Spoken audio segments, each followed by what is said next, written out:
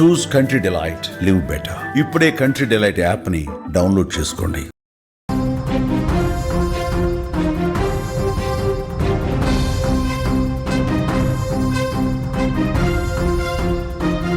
Breaking news చూస్తున్నాం. Pashamylaram Sigachi factory పేలుడు ఘటనకు సంబంధించి విషాదకరమైనటువంటి వార్త ఇంకొకటి చూస్తున్నాం.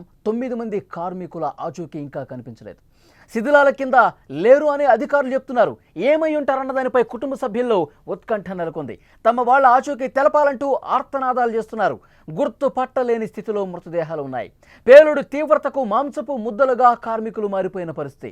మొత్తం 43 మంది చనిపోయినట్టుగా సమాచారం వస్తోంది. చికిత్స పొందుతున్నటువంటి 30 మందిలో కూడా 10 మంది పరిస్థితి ఇంకా విషమంగానే ఉంది. కంపెనీ యాజమాన్యం రాకపోవడంతో తీవ్ర ఆగ్రహం వ్యక్తం చేస్తూ ఉన్నారు మృతుల కుటుంబ సభ్యులు. పాషమైలారం సిగాచి ఫ్యాక్టరీ ఘటనలో రెస్క్యూ ఆపరేషన్ ఇంకా కొనసాగుతూనే ఉంది. శిథిలాల కింద చిక్కుకుపోయిన వాళ్ళ కోసం రెస్క్యూ బృందాలు తీవ్రంగా గాలిస్తున్నాయి. 9 మంది ఆచూకీ కనిపించడం లేదంటే అసలు ఏం జరుగుతుందో అర్థం కాని పరిస్థితి. శిథిలాలు తొలగిస్తున్నప్పటికీ ఇంకా కొంతమంది కార్మికుల ఆచూకీ తెలియటం లేదు. వాళ్ళు ఏమయ్యారు అర్థం కాని పరిస్థితి ఉంది. శిథిలాల కింద లేరని అధికారులు చెప్తుండడంతో అసలు వాళ్ళు ఏమై ఉంటారు, ఎక్కడున్నారు, వాళ్ళ ఆచూకీ అసలు ఎందుకు తెలియలేదు. 2 రోజులుగా రెస్క్యూ ఆపరేషన్ జరుగుతున్నప్పటికీ మా వాళ్ళకు సంబంధించిన సమాచారం ఎందుకు బయటకు రావటం లేదు అంటూ వాళ్ళు తీవ్ర ఆగ్రహం వ్యక్తం చేస్తున్నటువంటి పరిస్థితి ఉంది. రెస్క్యూకు వర్షం కూడా కొంత అడ్డంకిగా మారడంతో నెమ్మదిగా పనులు జరుగుతున్నాయి. పూర్తి స్థాయి రెస్క్యూ జరిగితే ఆచూకీ తెలుస్తుందని చెప్తా ఉన్నారు అధికారులు. మొత్తం ఇప్పటి వరకు 43 మంది ప్రాణాలు కోల్పోయినట్టుగా సమాచారం వస్తుంది. వారిలో 13 మృతదేహాలు గుర్తించగా మిగతా మృతదేహాల గుర్తింపు కోసం ఒకవైపు DNA పరీక్షలు చేస్తూ ఉన్నారు. మాంసపు ముద్దలుగా కార్మికుల మృతదేహాలు ఉన్నాయంటే ఎంత దారుణమైనటువంటి పరిస్థితి అక్కడ నెలకొందో అర్థమవుతుంది. కొన్ని బూడిదలో కలిసిపోయినటువంటి పరిస్థితి ఉంది. ఎముకలు, దంతాలు సేకరించి DNA పరీక్షలకు అధికారులు సిద్ధమవుతున్నారు. అసలు మృతదేహాలు కనిపించడం లేదు. అసలు ఆ చనిపోయిన వాళ్ళు, ఆ మంటల్లో కాలిపోయిన వాళ్ళకి సంబంధించి కనీసం మాంసపు ముద్దలు కూడా దొరకని పరిస్థితి ఉందంటే, కేవలం ఎముకల కోసం వెతుకుతున్నారు, వాళ్ళ దంతాల కోసం వెతుకుతున్నారంటే ఎంత దయనీయ పరిస్థితి అక్కడ ఉందో అర్థమవుతుంది. ఆసుపత్రిలో ప్రస్తుతం చికిత్స పొందుతున్న వాళ్ళు ఎవరైతే ఉన్నారో వాళ్ళలో 10 మంది పరిస్థితి ఇంకా విషమంగా ఉన్నటువంటి పరిస్థితి ఉంది. విజువల్స్లో మీరు చూస్తున్నారు. సిగాచి పరిశ్రమ అక్కడ రెస్క్యూకి సంబంధించినటువంటి దృశ్యాలు కూడా చూడొచ్చు. అలాగే చనిపోయినటువంటి వాళ్ళు ఎవరైతే చనిపోయిన మృతదేహాలు గుర్తించారో వాళ్ళకి సంబంధించిన డీటెయిల్స్ కూడా అధికారులు ఇస్తా ఉన్నారు. సిగాచి పరిశ్రమలో ఇంత ఘోరం జరిగిన సంస్థ మేనేజింగ్ డైరెక్టర్ చిదంబరనాథ్ 2 రోజులుగా అక్కడికి రాకపోవటం మీద, ఎక్కడైతే ప్రమాద ఘటన జరిగిందో అక్కడికి రాకపోవడంపై స్థానికులు తీవ్రంగా ఆగ్రహం వ్యక్తం చేస్తూ ఉన్నారు. ఆయనపై ఇప్పటిదాకా కేసు నమోదు చేయకపోవటం ఏంటి అంటూ మండిపడుతున్నారు. ఒక బాధిత కుటుంబ సభ్యుడికి సంబంధించిన ఒక వ్యక్తి నేరుగా ఒక పోలీస్ స్టేషన్కి వెళ్ళి కంప్లైంట్ ఇచ్చాడు. ఈ కంపెనీ యాజమాన్యం మీద కేసు నమోదు చేయండి, ఇంతమంది చనిపోయి కుటుంబాలు అల్లాడిపోతున్నారు, అసలు వాళ్ళ కుటుంబ సభ్యులు ఎక్కడ ఉన్నారో కూడా తెలియట్లేదు, కొంతమంది ఆచూకీ అసలు కనిపించట్లేదు, కొంతమంది మృతదేహాలు గుర్తిస్తున్నప్పటికీ మరికొన్ని కుటుంబాల్లో అసలు ఏమైపోయారు, నా తండ్రి ఏమైపోయాడు, నా బాబాయ్ ఏమైపోయాడు, నా కొడుకు ఏమైపోయాడు అంటూ రోధిస్తున్నటువంటి పరిస్థితి. కనీసం వాళ్ళకి సంబంధించిన సమాచారం దొరకలేదు, మృతదేహాలు కనిపించలేదు, మంటల్లో కాలిపోయాయా, బూడిదైపోయాయా, కనీసం మాంస ముద్దలు కూడా మిగలనటువంటి పరిస్థితి ఉంటే ఇంత దారుణమైన పరిస్థితికి, ఇంత విషాదకరమైనటువంటి పరిస్థితికి కారణమైనటువంటి ఆ కంపెనీ యాజమాన్యం ఎందుకు ఇంకా స్పందించలేదు? ఆ కంపెనీ యాజమాన్యం, ఆ యజమాని ఎవడైతే ఉన్నాడో వాడు ఇంతవరకు కూడా ఆ ఫ్యాక్టరీ దగ్గరకు ఎందుకు రాలేదు? కుటుంబ సభ్యులను ఎందుకు కలవలేదు? కార్మికుల కుటుంబాలను ఎందుకు కలవలేదు? ఎందుకు వాళ్ళకు ఒక భరోసా ఇచ్చే ప్రయత్నం చేయలేదు? తప్పు అయిపోయిందని చెప్పి ఒక క్షమాపణ ఎందుకు చెప్పలేదు? కనీసం ఒక్క మాట కూడా ఎందుకు మాట్లాడలేదు? ఏమైపోయాడు? కేసు నమోదైంది. ప్రస్తుతం పోలీసులు కూడా ఈ కేసు దర్యాప్తు చేస్తా ఉన్నారు. నిన్న ముఖ్యమంత్రి రేవంత్ రెడ్డి గారు ఘటనా స్థలానికి వెళ్లారు, పరిశీలించారు పరిస్థితిని పూర్తిగా. అక్కడ ఉన్నటువంటి పరిస్థితిని సమీక్షించి అసలు ఈ ప్రమాదాలు ఎందుకు జరుగుతున్నాయి, ఏంటి కారణం, ఏం కనిపిస్తోంది, అసలు ఇంత లోపభూయిష్టమైనటువంటి భద్రతా ప్రమాణాలు ఏంటి, ఇలాంటి ప్రమాదకరమైనటువంటి రసాయన పరిశ్రమల్లో ఎలాంటి జాగ్రత్తలు తీసుకోవాలి, ఇవన్నీ తీసుకోకుండా ఎందుకు మీనమేషాలు ఎక్కిస్తున్నారు, అసలు అధికార యంత్రాంగం కూడా, పరిశ్రమల శాఖ కూడా ఇలాంటి పరిశ్రమల మీద ఎందుకు తనిఖీలు చేయటం లేదు? ఏదైనా ఒక ప్రమాదం జరిగినప్పుడు దాని గురించి తలుచుకుని బాధపడి 2 రోజుల తర్వాత మర్చిపోవటం కాదు. ఇలాంటి పరిశ్రమలు, రసాయన పరిశ్రమల మీద పూర్తిగా క్షుణ్ణంగా నిఘా ఉంచాలి. తెలంగాణలో, ఇటు తెలంగాణే కాదు ఉమ్మడి రాష్ట్రంలో ఒక రసాయన పరిశ్రమలో అతిపెద్ద ప్రమాదంగా రేవంత్ రెడ్డి గారు చెప్తా ఉన్నారు. గతంలో ఎప్పుడూ కూడా 40 నుంచి 50 మంది కార్మికులు ఒకే రోజున ఈ మంటల్లో కాలిపోయి జరిగినటువంటి దుర్ఘటన లేదు. ఇంత దారుణమైనటువంటి పెద్ద ప్రమాదంగా దీన్ని చూడాలి. మరొకసారి ఇలాంటి ప్రమాదాలు జరగకుండా భవిష్యత్తులో చాలా సీరియస్గా యాక్షన్స్ తీసుకోవాలంటూ అధికారులు కూడా రేవంత్ రెడ్డి గారు ఇన్స్ట్రక్షన్స్ జారీ చేసినటువంటి పరిస్థితి ఉంది. నిన్న ఆ రియాక్టర్స్ పేలుడుకు సంబంధించిన నిపుణులు ఎవరైతే ఉంటారో ఆ రసాయన పరిశ్రమలో ఆ రియాక్టర్లు ఏ విధంగా పనిచేస్తే ఎలాంటి జాగ్రత్తలు తీసుకోవాలి ఆ నిపుణులు, అలాగే పరిశ్రమల శాఖకు సంబంధించిన అధికారులు వీళ్ళందరితో ఒక కమిటీని కూడా ఏర్పాటు చేసి ఇన్వెస్టిగేట్ స్టార్ట్ చేసినటువంటి పరిస్థితి ఉంది. కానీ ఆ కుటుంబాల గురించి ఒక్కసారి ఆలోచిస్తే ఆ కుటుంబాలు ఎంతగా రోధిస్తున్నాయి. ఆ కుటుంబాలు ఇంకా పడిగాపులు పడతానే ఉన్నారు. ఒకవైపు ఆసుపత్రి దగ్గర పడిగాపులు పడుతున్నారు, ఇక్కడ కంపెనీ దగ్గర వాళ్ళు రోజుల తరబడి నిరీక్షిస్తున్నారు. సోమవారం ఉదయం ఈ ఘటన జరిగితే అప్పటి నుంచి కూడా కొన్ని కుటుంబాలు ఏమైపోయారు మా కుటుంబ సభ్యులు, ఎక్కడ కనీసం వాళ్ళ మృతదేహాలన్నా మాకు అప్పగించండి, 2 రోజుల నుంచి ఏం కాంటాక్ట్ లేదు, అధికారులు ఏం చెప్పట్లేదు, ఇంకా మేము ఎవరి కోసం బతకాలి, ఏంటి దారుణం, ఏంటి అన్యాయం అంటూ వాళ్ళు కన్నీళ్లు పెట్టుకుంటూ రోధిస్తున్నారు. చాలామంది కార్మికులు తెలుగు రాష్ట్రాలకు సంబంధించిన వాళ్ళే కాకుండా బయట రాష్ట్రాల వాళ్ళు కూడా ఉన్నారు. ఒడిశా నుంచి, మధ్యప్రదేశ్ నుంచి, ఉత్తరప్రదేశ్ నుంచి, మహారాష్ట్ర నుంచి, ఈ విధంగా బయట రాష్ట్రాల నుంచి వచ్చి ఇక్కడ పొట్ట చేత పట్టుకొని ఇక్కడ పని చేసుకుంటూ కాలం గడుపుతున్నారు, జీవనం సాగిస్తున్నారు. కానీ ఇలాంటి భయంకరమైన పరిస్థితి వస్తుందని ఎవరు కూడా ఊహించాల. తెలుగు వాళ్ళు కూడా ఉన్నారు ఇందులో. నవదంపతులండి, కొత్తగా పెళ్ళైనటువంటి జంట ప్రేమ పెళ్లి చేసుకున్నారు.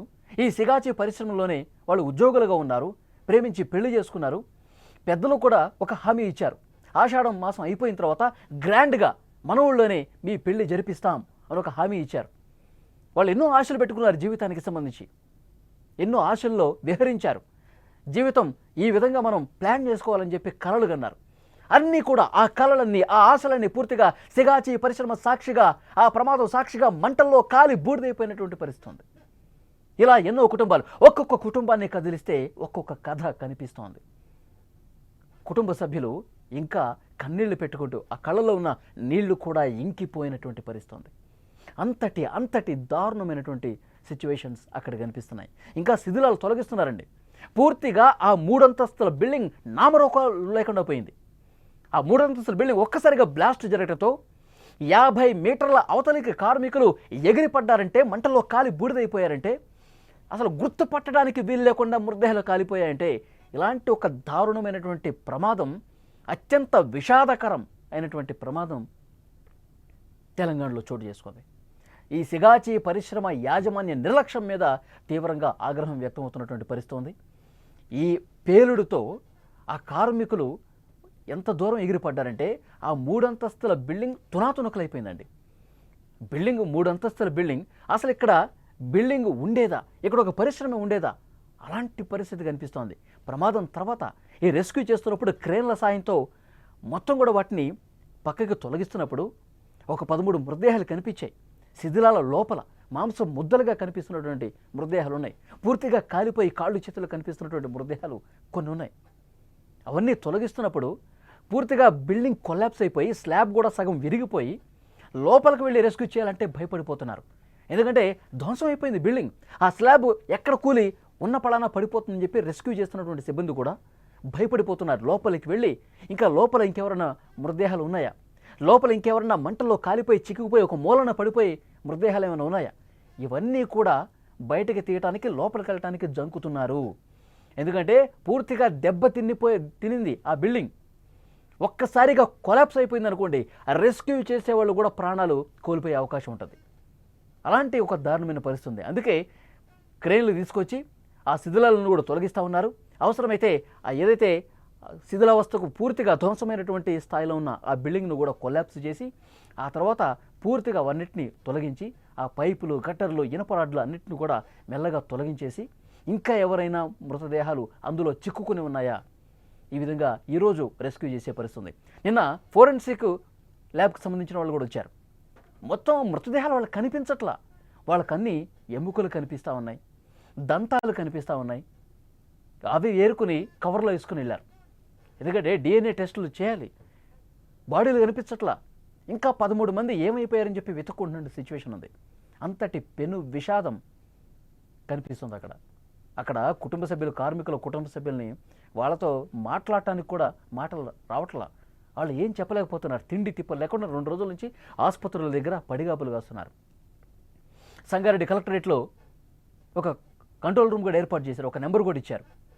ఏదైనా సమాచారం కోసమైనా మీకు మీరు ఏమైనా చెప్పాలనుకున్నా ఈ నెంబర్కు కాల్ చేయండి. ఇప్పటి వరకు దొరికినటువంటి మృతదేహాలకు సంబంధించిన సమాచారం, ఇంకా డిఎన్ఏ టెస్టులకు సంబంధించిన సమాచారం, ఇంకా కుటుంబ సభ్యులతో మాట్లాడి డిఎన్ఏ టెస్టుల కోసం బ్లడ్ శాంపిల్స్ తీసుకుంటా ఉన్నారు. ఇంకా 2-3 రోజులు సమయం పట్టే అవకాశం కనిపిస్తోంది.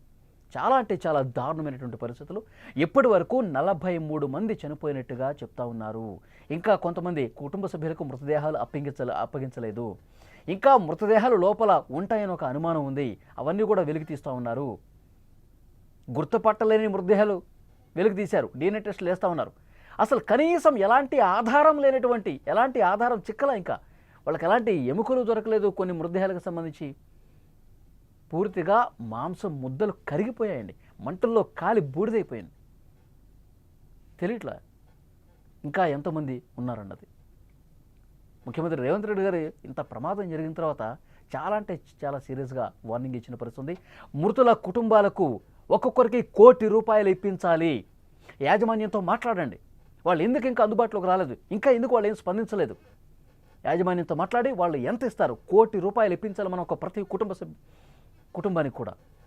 ఇప్పటికే తక్షణ సాయం కింద తెలంగాణ రాష్ట్ర ప్రభుత్వం ₹1,00,000, గాయపడ్డ వాళ్ళకి ₹50,000, అలాగే కేంద్ర ప్రభుత్వం కూడా చనిపోయిన కుటుంబాలకు ₹2,00,000, ₹50,000 గాయపడ్డ వాళ్ళకు ప్రకటించారు.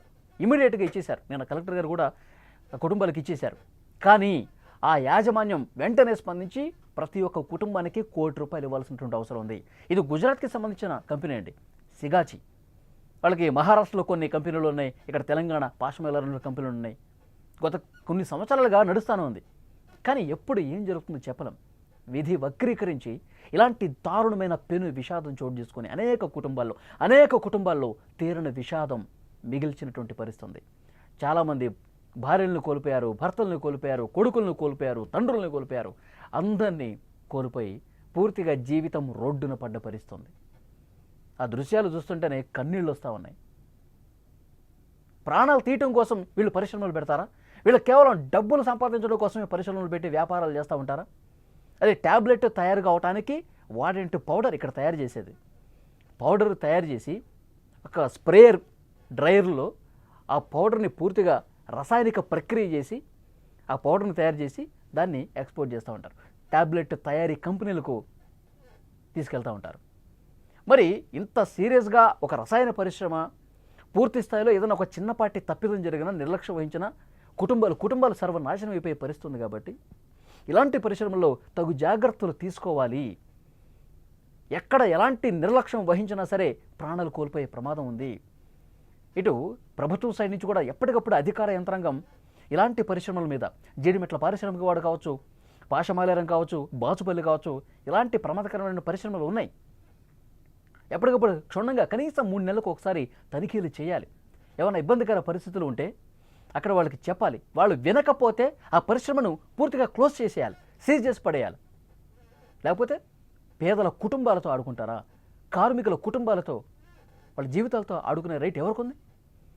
చాలా అంటే చాలా సీరియస్గా భవిష్యత్తులో ఇలాంటివి జరగకుండా తెలంగాణ ప్రభుత్వం చాలా స్ట్రిక్ట్గా చర్యలు తీసుకోవాల్సినటువంటి అవసరం ఉంది.